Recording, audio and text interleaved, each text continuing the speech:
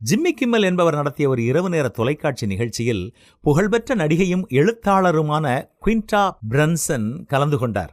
அவர்கள் பேசிக் கொண்டிருந்த போது குவிண்டா உருவாக்கிய அபோட் எலிமெண்ட்ரி என்ற தொடரை பற்றி கிம்மல் குறிப்பிட்டார். அர்ப்பணிப்புள்ள ஆசிரியர்களை பற்றிய இந்த தொடருக்கு குவிண்டா தனது 6வது வகுப்பு ஆசிரியை திருமதி அபோட் என்பவரினுடைய பெயரையே சூட்டியிருந்தார்.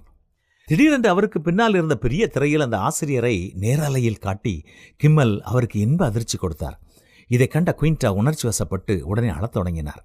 அவர்கள் இருவருக்கும் இடையே நடந்த அந்த உரையாடல் மிகவும் இனிமையாகவும் மனதை தொடுவதாகவும் இருந்தது.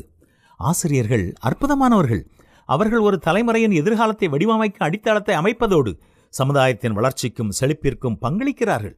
அவர்களின் தாக்கம் வகுப்பறையோடு முடிந்து விடுவதில்லை. நாளைய தலைவர்கள், சிந்தனையாளர்கள் மற்றும் சாதனையாளர்களை அவர்கள் உருவாக்குகிறார்கள்.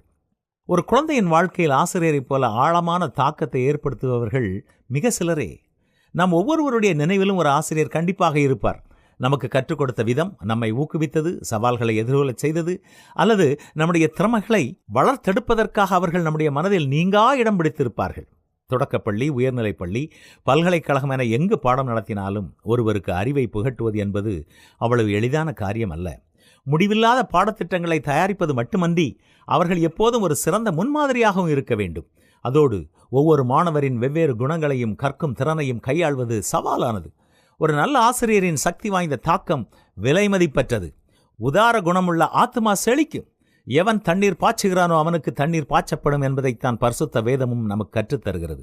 உங்கள் மாணவர்கள் அல்லது ஆசிரியர்கள் பற்றிய சுவாரஸ்யமான தகவல்களை எங்களுக்கும் அனுப்பலாமே. அது பலருக்கு புத்துயிர் கொடுக்கும் என்று நாங்கள் நம்புகிறோம். அனுப்புவீர்களா?